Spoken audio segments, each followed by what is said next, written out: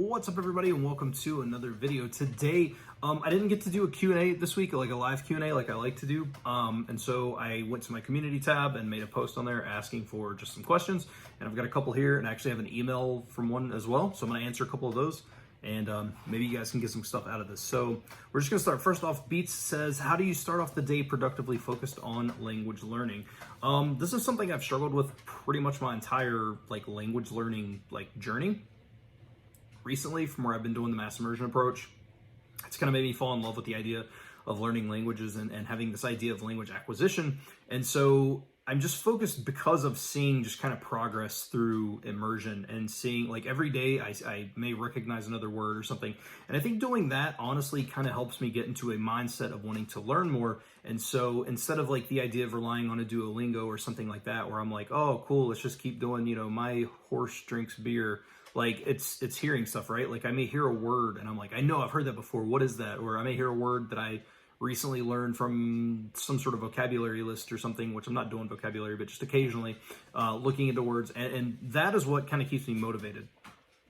I have started doing me and my wife alternate days that we will get up with our son. And so on the days that I get up with him, he usually gets about 7:15. I start right out of the gate. I get him up and get him going on what he's doing in terms of whether he's watching TV or doing whatever he's doing. And then I just immediately go into doing some Anki reps and stuff, and just kind of knocking it out at the beginning of the day really gets me focused. So I'll spend 30 minutes in the morning, 45 minutes in the morning, and then I'm like, man, that's 45 minutes and I still have the whole day. I can get so much more time in this language. And it's just kind of been a slow building process. So hopefully that answers your question.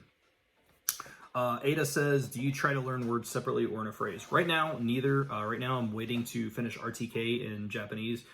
In the past, it depends on the language. In Spanish and stuff, I always did single word vocabulary cards, just because it is so similar to English. But with Japanese, I will be doing a lot of sentence mining and learning it within context, just because of how different the language can be. So I'll be learning more so in phrases, but it's more so in the idea of sentence mining versus single word vocabulary. Ophelia Ver says, probably an ignorant question, but do you study grammar? Yes, recently. So grammar is something I just recently got into. I know that your Steve Kaufmans and all these guys say, just let the grammar wash over you, blah, blah, blah. Obviously super talented people. They know what they're talking about. But there's a certain thing that I enjoy with grammar that I found recently, and that is so I started using Bunpo for Japanese grammar, because I find it way more relatable, and just it's this little bite-sized mentality versus the way that Take Him, and I know this is going to sound stupid, but Take Him is set up to be a textbook, and I felt it's just really tough for me to read sometimes. And so doing Bunpo, seeing some of this stuff has really opened my eyes to some things. There's some stuff that I've come across, and it just makes certain things that I've heard within immersion and stuff click. And that is kind of my newfound love of studying grammar, is that it's kind of helping things click. So I do study grammar, not much though. I'll study 5 or 10 minutes a day, maybe 15 if it's a little bit longer of a lesson, but not more than that. But I do like to get into it just to learn a little bit of structure to the language. We all know about richness, beauty, and sophistication of Japanese culture, but how do you cope with controversial concepts in Japanese society like tatemae or hon that are kind of unacceptable in our Western culture? That I don't know. I don't know anything about that stuff. How many Bunpo lessons do you complete on a daily basis? So in Bunpo, I complete generally 2 or 3, not much, like I said, because I only want to spend 5 or 10 minutes a day, because I don't want to spend too much time away from the idea of immersion, or if I need to do RTK or something like that. And so basically, yeah, 2 or 3 lessons, whatever I can get, 10 minutes a day tops, or 15 minutes a day tops, and that'll kind of get me to a point where I'm comfortable, because it's just that little kind of bite-sized stuff. I like just little bits, and then I'll go out and, in my immersion and see if I can recognize anything or anything like that. The last question, it's a super long question, but I'm going to try to paraphrase this. Basically, this person, and this was sent in an email, and they said not to mention their name. But basically, they said that they've been trying to learn a language, and that they are consistently trying, and every time they start, they'll be watching YouTube videos because they love language content, and they will jump from language to language, like, oh, well, I want to learn that, or well, I want to learn that. And so they go on to say, I've been addicted to this type of content for close to 2 years, and it's almost like I'm using it as an excuse to start because I am just waiting for that perfect method to be presented to me so that I know that what I'm doing will work. I also have this problem that I'm interested in so many languages, I cannot decide which one I want. Tomorrow, and he'll say, tomorrow the learning starts, and then all of a sudden he'll watch a YouTube video of someone speaking a different language and think to myself, wow, that sounds great, why don't I learn that? He said, oh, I obviously understand you would never be able to pick a language for me because everyone has their own unique interests and deep down knows what is right for them, but I wondered if you have any advice on how to get over that hurdle, because I feel like the longer I'm in this mindset, the more likely that in 5 or 10 years or so, I will be looking back and have basically achieved nothing and being at zero. And so this question really hits home because I've been doing that for 10 years myself.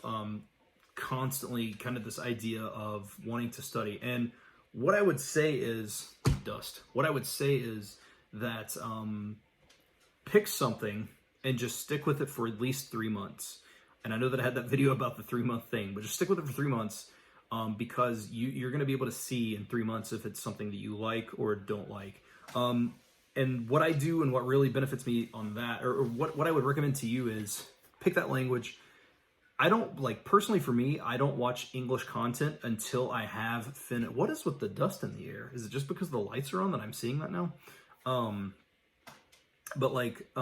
do not watch any English content until I've hit at least 1 hour of immersion in Japanese. Now, this doesn't include the additional study. This doesn't include, like, doing the Anki reps or anything like that. I'm talking 1 hour of Japanese immersion. I do not watch English content until I've hit that. And what you'll find is the more that you do that, the more it's going to want to make you learn that language anyway, because you're spending more time with it. In terms of picking the language, I mean, that's just kind of on you and your interests. Japanese was the first language I ever wanted to learn. And if you watch kind of the history of my channel over the course of time, it's the language that I always come back to. And there are other languages I'm really, really passionate about. Mandarin Chinese, for example, Vietnamese, but the one that I always come back to is Japanese. It's always kind of the one where I'm like, I think twice on this channel I've been like, this is the last time I'm changing, which, whatever. But and it's always Japanese. And so in terms of that, that's just going to be kind of what's on your interest. Japanese for me, I'm interested in Japanese culture, food, stuff like that. But like in particular, like Japanese movies and Japanese pro wrestling. And that is where my interest in Japanese material comes from. Japanese also happens to be really easy because they have, I have no statistic to back this up, but one of the largest like exports of media like on the planet. It's so easy to find Japanese material versus, let's say, if you were learning Twi or something. Like there's a lot more information and it's a lot easier to find, or like Icelandic or something, right? Like there's a lot more material to find. And I think that in turn can kind of help get you into something as well, being able to see that constant content.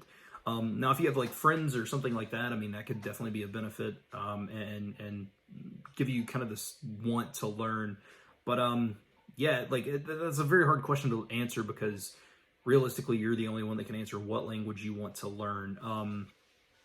But that's just what I would do. I would take one. Let's say that you're trying to decide between Spanish and French and German and I don't know, Korean or something. Like set aside a day or two and go through some of the media that you can find, right? Like some of the stuff that you'll be watching or want to watch, and kind of look and see, what has maybe the most, because it will be easier to stay fresh, or what has just the most stuff that you're interested in terms of targets, that you're talking about, right? Like I don't know anything about the Icelandic wrestling scene, but I know a ton about the Japanese wrestling scene because I watch wrestling, and so that's an interest of mine. So obviously I would put a check mark by Japanese over Icelandic just because of that. So just try to take a look into some of the stuff that you enjoy like that, and I think that can help a lot. But that's unfortunately that's about all I can say, because I definitely can't pick the language that you're learning. So but hopefully that can kind of, I don't know, hopefully that can give you a little bit of an answer.